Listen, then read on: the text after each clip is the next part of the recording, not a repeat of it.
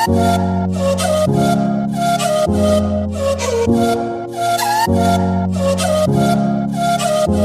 दोस्तों, स्वागत है आपका आपके अपने YouTube चैनल स्टडी कंटेंट में।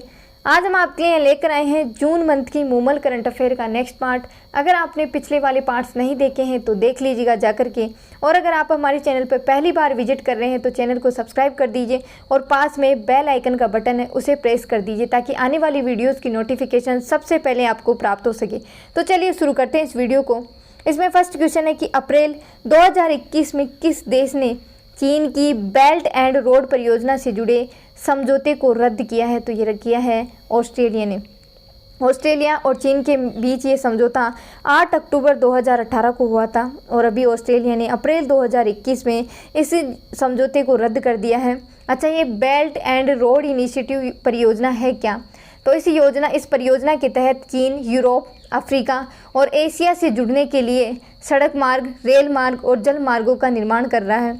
नेक्स्ट क्वेश्चन है इसमें 22 से 23 अप्रैल 2021 को किस देश की अध्यक्षता में वर्चुअली वैश्विक जलवायु शिखर सम्मेलन का आयोजन किया गया है? तो ये किया गया है अमेरिका की अध्यक्षता में।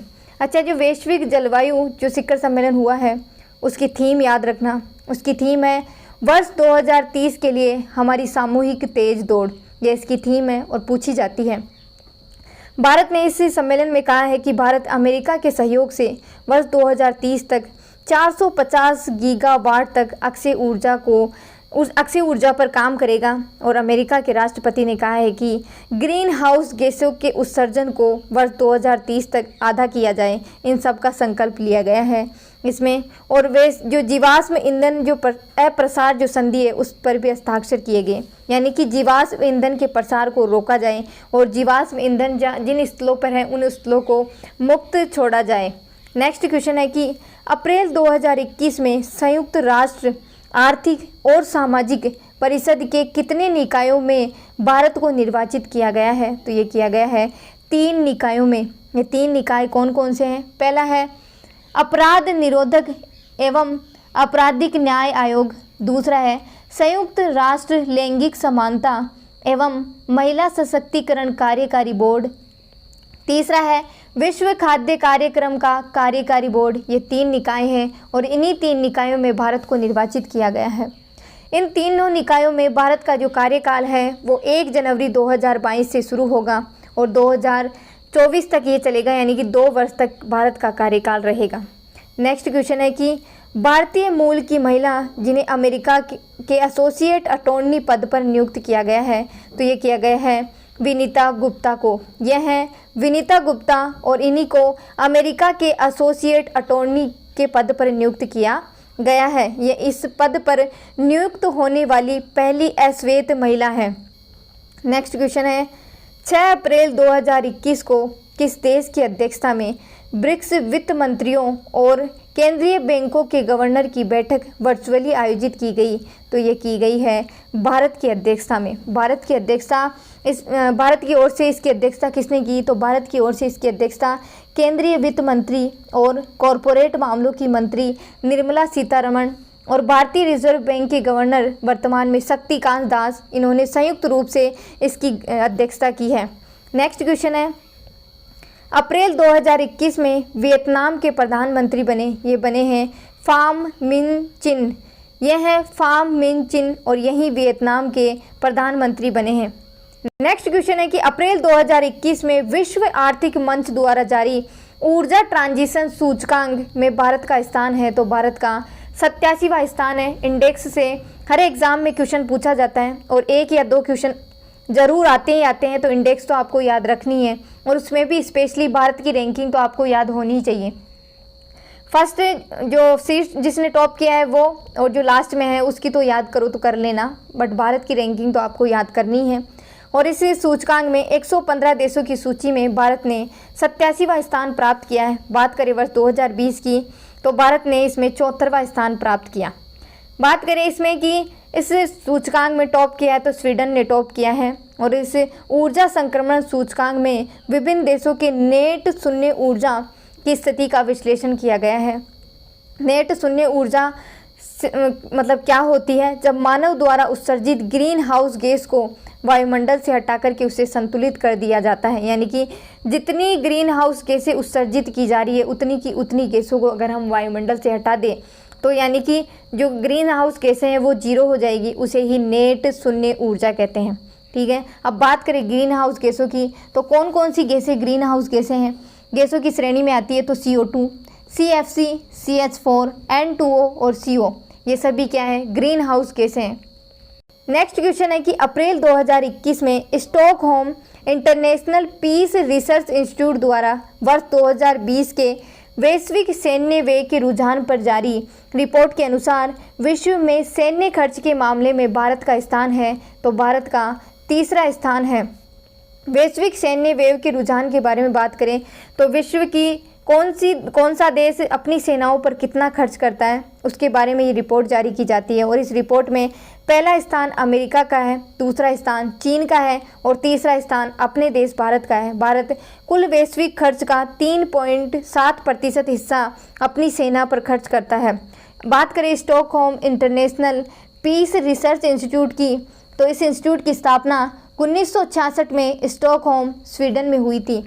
नेक्स्ट क्वेश्चन है कि चांडलर गुड गवर्नमेंट इंडेक्स 2021 में 104 देशों की सूची में भारत का स्थान है तो भारत का स्थान 49वां स्थान है। यहाँ पर 47 गलत दिया हुआ है क्योंकि मैंने 2-3 वेबसाइट से चेक किया था, वहाँ पर 49 दिया हुआ है। ठीक है, तो आप इसको सही कर लेना, यहाँ पर 47 की जगह 49 कर लेना। और इस इंडेक्स में फिनलैंड ने टॉप किया है और यह इंडेक्स दुनिया के विभिन्न देशों की राष्ट्रीय सरकारों की क्षमताओं और प्रभावशीलता को मापती है ये इंडेक्स। बात करें चांडलर गुड गवर्नमेंट की तो इसका मुख्यालय सिंगापुर में है। नेक्स्ट क्वेश्चन है कि विश्व प्रेस स्वतंत्रता सूचकांक 2021 में भारत का स्थान है तो भारत का 142वां स्थान है। अच्छा, इस सूचकांक में टॉप किसने किया है, तो इस सूचकांक में नॉर्वे ने टॉप किया है। और भारत की रैंकिंग की बात करें तो 2020 में भी भारत की रैंकिंग 142 थी और वर्तमान 2021 में भी 142वें नंबर पर ही रहा भारत। विश्व प्रेस स्वतंत्रता जो सूचकांक है ये बताता है कि कौन से देश की मीडिया को कितनी स्वतंत्रता है, ये इस आधार पर जारी की जाती है ये रैंकिंग। नेक्स्ट क्वेश्चन है इसमें कि विश्व आर्थिक मंच द्वारा जारी वैश्विक लैंगिक अंतराल रिपोर्ट 2021 के अनुसार 156 देशों की सूची में भारत का कौन सा स्थान है, तो भारत का 140वां स्थान है। वैश्विक आर्थिक मंच द्वारा ग्लोबल जेंडर गैप 2021 में 156 देशों की सूची में भारत 140वें स्थान पर है और 2020 में भारत 153 देशों की सूची में 112वें स्थान पर था। भारत के राजनीतिक सशक्तिकरण सूचकांक में 13.5% की गिरावट दर्ज की गई है वर्तमान में। और महिला मंत्रियों की जो संख्या थी वर्ष 2019 में 23.1% थी, जो कि घट कर के वर्तमान में 9.1% रह गई है। शिक्षा प्राप्ति सूचकांक में भारत की बात करें तो भारत 114वें नंबर पर है। और राजनीतिक में महिलाओं की भागीदारी में बात करें तो भारत विश्व में 51वें नंबर पर है। और इस वर्ष आर्थिक भागीदारी में जो अंतर बढ़ा है वो 3% तक बढ़ा है महिलाओं में। ठीक है, और भारत में उच्च और प्रबंधकीय पदों पर महिलाओं की हिस्सेदारी 14.6% तक है, जिसमें केवल 8.9% फर्मों पर तो महिला प्रबंधक है। और महिलाओं की अनुमानित आय पुरुषों की केवल 1/5 ही है। इस रिपोर्ट में आइसलैंड, फिनलैंड और नॉर्वे ने टॉप किया है। और जो ये ग्लोबल जो रिपोर्ट है 2006 से जारी की जा रही है। रिपोर्ट 4 आयामों पर जारी की जाती है: आर्थिक भागीदारी और अवसर, शैक्षिक उपलब्धि, स्वास्थ्य और जीवन रक्षा, राजनीतिक सशक्तिकरण को लेकर के इस अंतर के आधार पर ये रिपोर्ट जारी की जाती है। नेक्स्ट क्वेश्चन है कि 17 अप्रैल 2021 को हेनले एंड पार्टनर्स द्वारा जारी हेनले पासपोर्ट इंडेक्स 2021 में शीर्ष स्थान प्राप्त किया है, तो ये किया है जापान ने किया है। हेनले जो पासपोर्ट इंडेक्स है वो इस आधार पर जारी की जाती है कि किस देश के लोग फ्री वीज़ा के कितने देशों में ट्रेवल कर सकते हैं, उस आधार पर ये इंडेक्स जारी की जाती है। और इस इंडेक्स में जापान ने टॉप किया है और जापान के लोग फ्री वीज़ा के 193 जगहों पर जा सकते हैं। अच्छा, भारत की रैंकिंग क्या रही इसमें, तो भारत की रैंकिंग 84 रही और इसमें भारत के जो लोग हैं वो 58 जगहों पर फ्री वीज़ा के जा सकते हैं। नेक्स्ट क्वेश्चन है कि academic ranking of world university 2020 में किस भारतीय विश्वविद्यालय ने शीर्ष स्थान प्राप्त किया है? तो ये किया है कलकत्ता विश्वविद्यालय ने।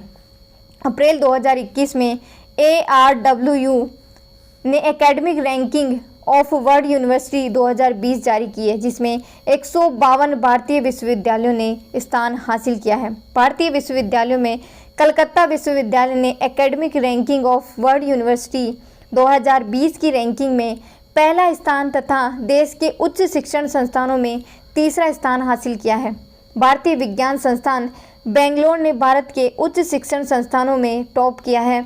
और बात करें इस इंडेक्स में तो ऑल ओवर टॉप किसने किया है? तो हार्वर्ड यूनिवर्सिटी ने किया है। ठीक है।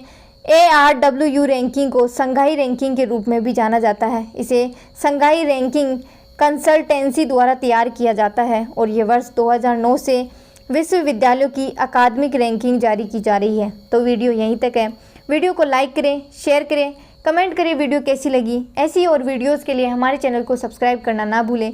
जय हिंद, जय भारत।